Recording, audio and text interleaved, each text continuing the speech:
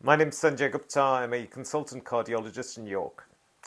A lady in her 60s recently consulted me. She was extremely concerned because she was facing a dilemma and she did not know what to do.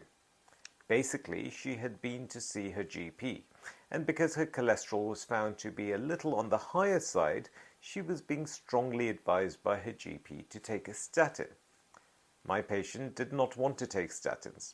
Her argument was that she had never had a problem with her heart, did not have a family history of heart disease, and therefore did not want to take medications that could cause her side effects. Her GP told her that by not taking a statin, she was being irresponsible because her risk of a heart attack or a stroke was going to be much higher on account of her having a higher cholesterol, and the statin would reduce this risk. My patient was left very troubled. She wanted to do the right thing, but her GP did not really have the time or patience to discuss her concerns with her. As far as he was concerned, it was either his way or the highway. So she came to see me and said, "Dr. Gupta, could you please help me make sense of this? What should I do? Am I being irresponsible, and should I go on statins?"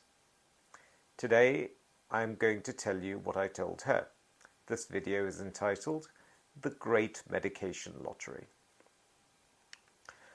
All health conditions have to either impact your quality of life adversely or predispose you to some kind of future risk, i.e., impact your length of life adversely. Otherwise, it's not a medical condition at all. High cholesterol is not really a condition unless it impacts on the patient's quality of life or length of life. And therefore, all treatments that are offered have to either improve quality of life or reduce future risk and improve length of life. One important difference between quality of life and quantity of life is that your quality of life can be measured and only be measured by you and your yardstick. No one else can measure your quality of life like you can. Quantity of life, on the other hand, cannot be measured by you. Only other people can measure your quantity of life, because to measure something, it has to come to an end. Deciding on taking medications that improve quality of life is easy, because you can measure your quality of life, and therefore if you take a medication that is given to you to improve your quality of life, and it does, then you know it's worth taking. If it doesn't, then there is absolutely no need to take it. Deciding on medications that are supposed to improve your length of life is far more difficult, because you will never know whether the medication has made you live longer. You could take it all your life and you may think it has, but you will never know for sure, because you don't know for sure as to what would have happened if you did not take the medication. So how do you make the decision to take something for the rest of your life when you will never know if it will help or not? The only way to gauge if it is worth taking is if it has helped other people like you. And more importantly, you want to know if it has helped a population of patients just like you. This is where data from research studies can help. What you want to know is, have there been any studies which have studied a large enough population, the larger the better, of patients just like me for a long enough duration, the longer the better, and compared the effect of taking the medications with a similar population who are given placebo. And you want to know how many patients in that population that was taking the medications outlive all of the other population that was not taking the medications by the end of the study period. And based on that number, you can decide whether it is worth you taking the medications or not. When we look at studies that test the impact of a medication on longevity, you will never see that every single person taking the medications will outlive every single person not taking the medications. What we will always see is that bad things happen in both groups, and the chances of bad things happening in both groups will increase with time. It's just that more bad things happen in the group that are taking the less effective therapy. So the more effective the medication, the larger number of people standing alive and well at the end of the study compared to the group that has the less effective medication or placebo. So by calculating the difference in the number of people alive and well in both groups, we can work out how effective that medication is. This is called the number needed to treat, NNT. Let me give you an example. We have a study which studies the benefit of medication A, which is supposed to prevent heart attack-related deaths. And we want to compare that to placebo.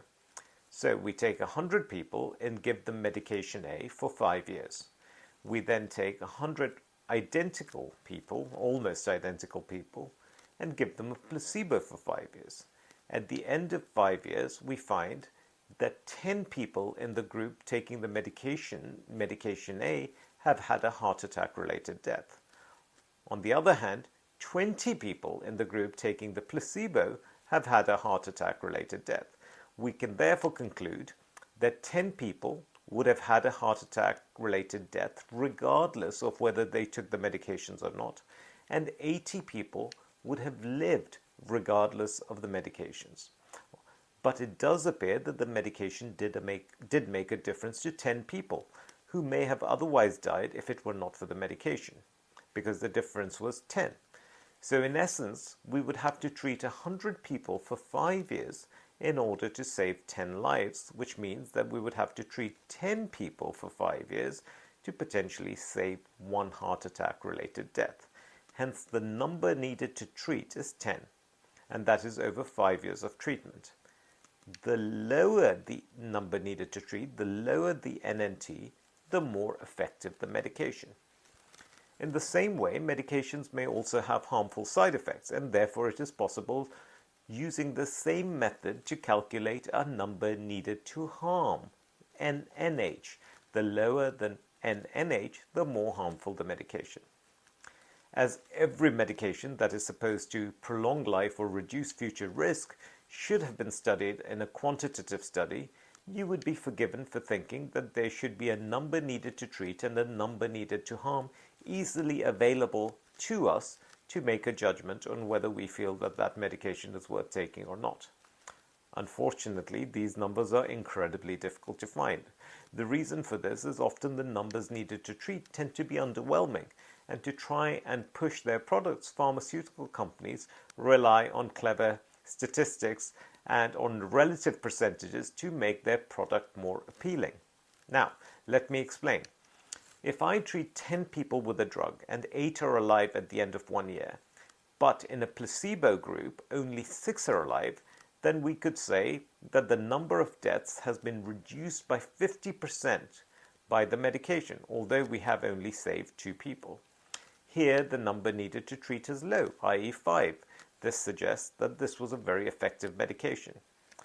Now, if we treat 1,000 people with a drug for 1 year, and 998 people are alive at the end of 1 year in the medication group, and only 996 people are alive in the placebo group, then the pharmaceutical company can still claim that the number of deaths has been reduced by 50%, although this time you've had to treat 1,000 patients to save 2 lives. And here the NNT is much higher, it's 500 instead of 5. This suggests that the medication is not particularly effective at all. So when you get prescribed a medication and you even dare ask the doctor what the benefits are, at most you will be given a relative percentage reduction, such as it will reduce your risk of a heart attack by 30%, which sounds impressive, but is actually very far from the correct picture because it does not tell you how many people you have had to treat to get that benefit. The problem, of course, with treating lots of people is that they're going to have to take the medications unnecessarily, and they're going to be subject to possible harm from the medications, and therefore they also have an exceptionally low chance of benefiting from the medications. So we can use a lottery analogy here. If someone comes to sell you a lottery ticket which offers £1 million as a prize, there are 2 questions that you should always ask. 1, how much is the ticket, i.e. how much discomfort do I have to go through to get a chance at winning the prize? But more importantly, how many tickets are going to be sold? If there are only 10 tickets being sold, then I would be tempted to buy the ticket, even if it's a lot more expensive. On the other hand, if 1,000,000 tickets are going to be sold, then there is little merit in me investing, especially if the expense of the ticket is going to make me uncomfortable. Unfortunately, the pharmaceutical company's response to the question, how many people bought the ticket, is, don't worry about that. The more important point is that if you buy 2 tickets, you will double your chances of winning. Yes and no. If 10 people are buying the ticket, then buying 2 tickets does meaningfully increase my chance of winning the lottery. But if 1,000,000 tickets are being sold, then buying 2 tickets is not really going to increase my chances of winning. All doctors who prescribe medications that are supposed to improve longevity should have the number needed to treat and the number needed to harm for the medications that they're prescribing at their fingertips. Unfortunately, hardly anyone does, and I can say this with confidence because even I don't. And the real reason is that these numbers tend to be hidden away from the public eye, and relative risk reduction percentages tend to be promoted everywhere. This just goes to highlight the absurdity of modern-day medical practice, which is doctors prescribe medications to patients to promote longevity, and neither the doctor nor the patient even knows what the perceived benefit is likely to be, and therefore you just end up taking medications without any good reason. Using the lottery analogy, in this situation, the lottery seller cannot tell you the cost of the ticket, or what your chances of winning are based on how many tickets are sold, for a prize which you won't know anything about even if you did win. Next time you are with your doctor and he recommends a statin, ask him or her what the NNT and NNH are, and I guarantee they won't know. You will get an answer like, it will lower your cholesterol and high cholesterol is bad for us. The reality is that you are not taking a cholesterol-lowering agent to lower the cholesterol.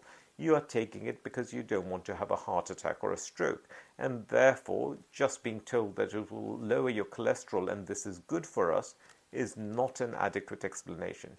You want to know how many people like you would need to take a statin to save one person from having a heart attack or stroke, i.e. the NNT for a heart attack or a stroke, and you will be unpleasantly surprised because your doctor will not know this value. Because the NNTs are so difficult to find, I use a website called www.thennt.com, thennt.com. On this website, a bunch of statisticians and researchers try and work out the NNT for commonly used interventions, and I would encourage everyone who's contemplating a potentially life-prolonging medication to check it out. Here are some examples of NNTs that I have taken from the website. Number 1, aspirin. So aspirin, some people say aspirin can prevent heart attacks or strokes. So when you look at the data, if you take aspirin for 1 year to prevent a first heart attack or stroke, which causes death, you will be wasting your energy because there is no benefit. If you took aspirin to prevent a first non-fatal heart attack, the NNT is 2,000. You would have to treat 2,000 people for a year to prevent one non-fatal first heart attack. What about stroke? The NNT there is 3,000. You would have to treat 3,000 people for 1 year with aspirin to prevent a first non-fatal stroke. What about harm from aspirin? Well, the number needed to harm is 3,333. So if you gave 3,333 people aspirin for a year, one person would have a major bleed as a cause, as a consequence. What about with my lady, statins? Statins for 5 years to prevent a first heart attack causing death. There is no benefit.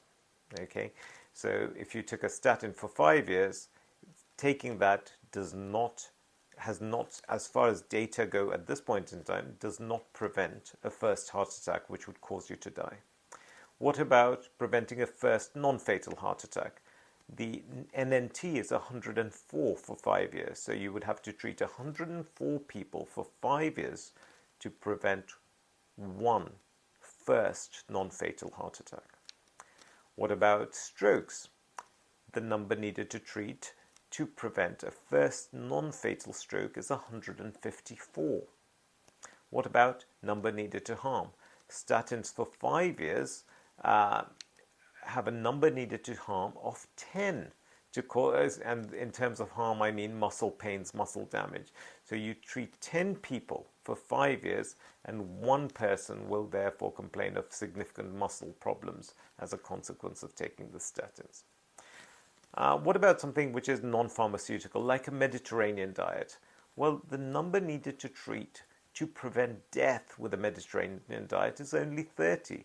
So you would only have 30 people go on a Mediterranean diet, and as a consequence you would prevent one death. What about harm from a Mediterranean diet? No harm. So as you can see, the NNTs for medications are in general underwhelming. My patients, the lady who came to see me, seemed a lot more comfortable after our discussion. She finally decided that she was going to decline the statin and adopt a Mediterranean diet, and she has done this and she's very happy with that decision. My aim in this video is not to say that medications are not beneficial. My aim is to empower you to ask questions and be as well informed as possible so that you can make the decisions that are right for you. Please do not make any changes to your medication regime, however, without consulting your own doctor first, because they're likely to know you a lot more than I do.